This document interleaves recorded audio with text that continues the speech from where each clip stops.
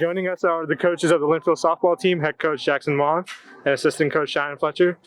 Coaches, with the short season last year, how are the players doing in terms of shape coming into the fall?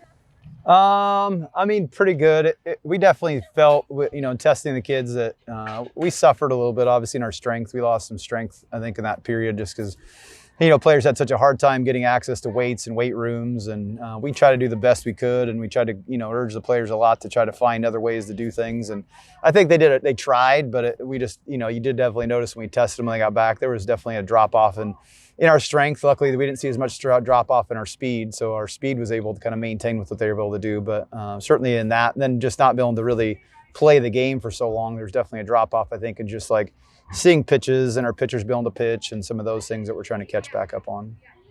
So in the middle of the pandemic, what are some of the specifics you have to take care of to keep practicing? Our sport's pretty nice just because we're able to still be pretty socially distant. So we're just masked up all the time, trying our best to disinfect equipment as we go. And just trying to stay 6 feet apart as much as we can. Jackson, with football postponed to the spring this year, does that allow you more time to spend on softball this year?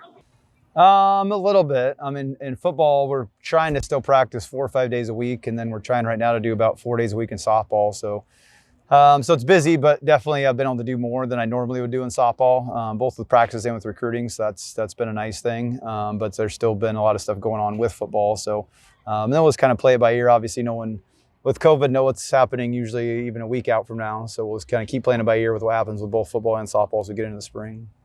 And what are you guys hoping to see out of the rest of the fall before kids go home for Thanksgiving?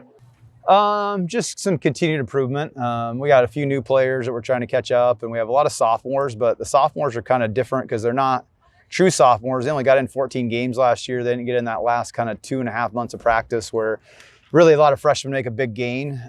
So they're kind of even catching up, and we're kind of figuring out who's going to make that jump to be a good player for us and who's maybe not. And so there's a lot still to be decided. And I think with our pitching staff, just trying to get them back into the flow and hopefully build a pitch live a decent amount before we're done. And so kids kind of get a feel for that in terms of what they can do against live pitching, what our pitchers can do against hitters and stuff. So. And then last one, if you look around the field, we got plenty of new signs. How exciting is it to play under these new banners? I think it's awesome.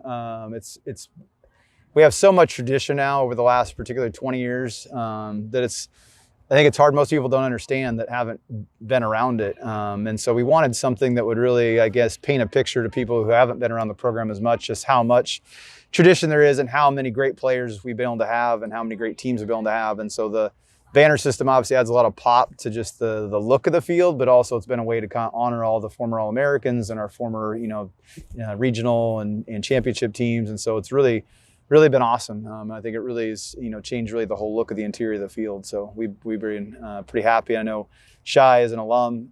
She gets to see herself up on the field right behind us. But, it gives them, I think, a real connection back and makes them hopefully when we get to hopefully play games, another reason to come back to Linfield and see it and see some of their former teammates and stuff up on the wall. So. Mm-hmm. You want to add?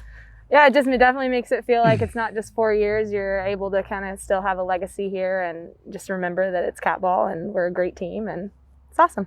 Thanks, Coach. Yeah, thanks, Avi. Thank you.